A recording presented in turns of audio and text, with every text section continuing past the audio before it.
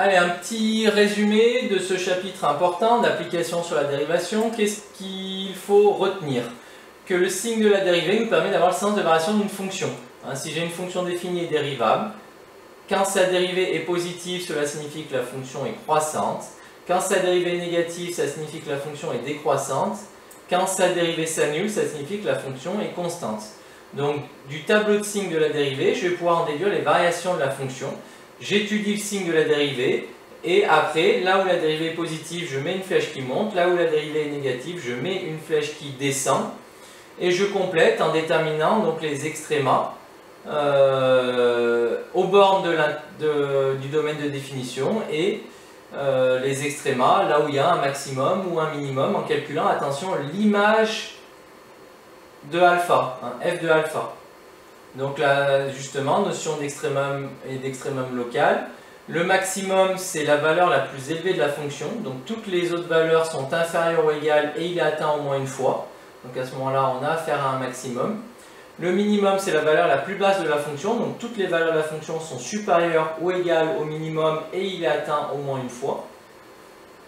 De façon générale, un extrémum, ça correspond à un maximum ou un minimum de la fonction. Attention, je vous l'ai dit, à chaque fois, ils peuvent être atteints plusieurs fois. Des fonctions, par exemple, périodiques, sinusoïdales, atteignent plusieurs fois leur maximum et leur minimum. Et un extrémum local, c'est un extrémum de f sur un intervalle restreint, sur un intervalle ouvert, inclus dans le domaine de définition. Condition nécessaire pour qu'un extrémum local existe, il faut que la dérivée s'annule. Mais ce n'est pas une condition suffisante. La condition suffisante qu'on doit rajouter, c'est qu'il faut qu'en plus elle s'annule en changeant de signe. C'est-à-dire que si elle s'annule, c'est possible qu'il y ait un extrémum, mais ce n'est pas certain. Si elle s'annule en changeant de signe, alors là c'est gagné. Parce qu'il y a deux cas possibles. Elle s'annule en passant de positive à négative, ça veut dire que la fonction est croissante puis décroissante, donc j'ai un maximum. Elle s'annule en passant de négative à positive, cela signifie que la fonction est décroissante puis croissante, donc j'ai un minimum. Donc voilà comment va marcher ce chapitre. Je vous fais peut-être un petit exemple pour terminer en beauté. Imaginez que vous ayez à étudier la fonction suivante. Je vais essayer de ne pas me planter.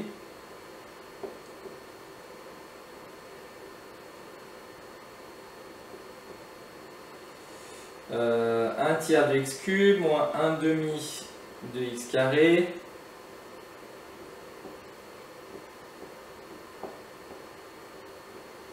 Voilà. Si je vous demande d'étudier les variations de cette fonction, a priori, vous ne saviez pas faire avant de connaître la dérivée. Donc là, maintenant que vous savez dériver, ben on y va. Dérivée de 1 tiers de x cube, ça fait 1 tiers fois 3x carré. 1 tiers fois 3, ça fait 1. Donc ça doit faire x carré. Dérivée de moins 1 demi de x carré, moins 1 demi fois 2x, moins 1 demi fois 2, ça doit faire 1. Donc moins x. Dérivée de moins 12x, moins 12. Dérivée de plus 10, 0.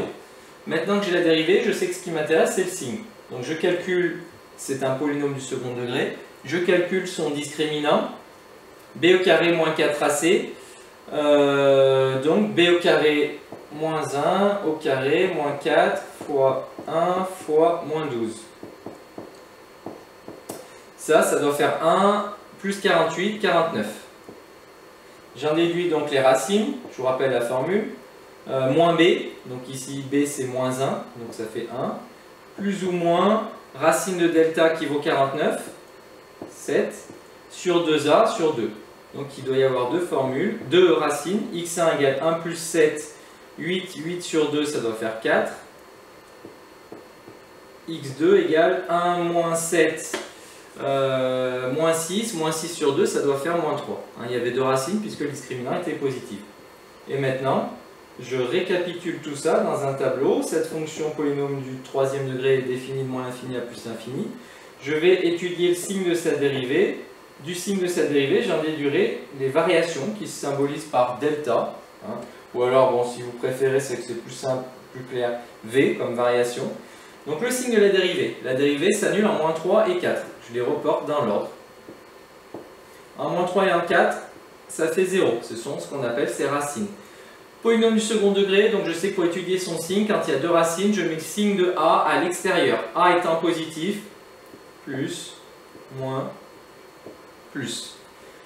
Étape que je vous interdis de rater maintenant, quand je connais le signe de la dérivée, en dessous d'un plus, je mets une flèche qui monte, en dessous d'un moins, une flèche qui descend, en dessous d'un plus, une flèche qui monte. Il ne me reste plus qu'à calculer les extrémas de la fonction. Donc là, vous calculez, hop, je ne vais pas le faire ici, mais vous calculez f de moins 3 et vous calculez f de 4. Ça vous permettra de déterminer ici le maximum de votre fonction. Le minimum de votre fonction, attention, f de moins 3, f de 4, on revient bien par contre dans la fonction de départ. Donc c'est dans cette fonction-là que je remplace x par moins 3 pour avoir le maximum local ici, que je remplace x par 4 pour avoir le minimum local ici. Donc voilà comment ça marche. Si en fait vous avez compris cet exemple, vous avez quasiment tout compris dans ce chapitre. Il ne restera plus qu'à appliquer correctement tout ça. Mais si vous êtes capable de faire ça, capable de dériver une fonction, d'étudier son signe, du signe de dérivée, d'en déduire les variations de la fonction et donc les extrémums, vous savez optimiser correctement une fonction et vous avez compris tout ce chapitre. Donc vous avez vu, on n'a pas rajouté de difficultés supplémentaires. C'est surtout, encore une fois, savoir dériver les fonctions qui va être important. Donc entraînez-vous bien, comme d'habitude. Vous avez les exercices d'entraînement en autonomie qui sont là pour étudier les variations d'une fonction à l'aide de sa dérivée, pour rechercher un extrémum. Et une fois que vous aurez vu ces deux exos d'autonomie qui vous lancent bien, entraînez-vous à faire tous les exos que j'ai marqués ici, les exos du livre. Il y en a une bonne liste, mais là encore une fois, la réussite passe par l'entraînement. Merci pour votre attention, bon courage.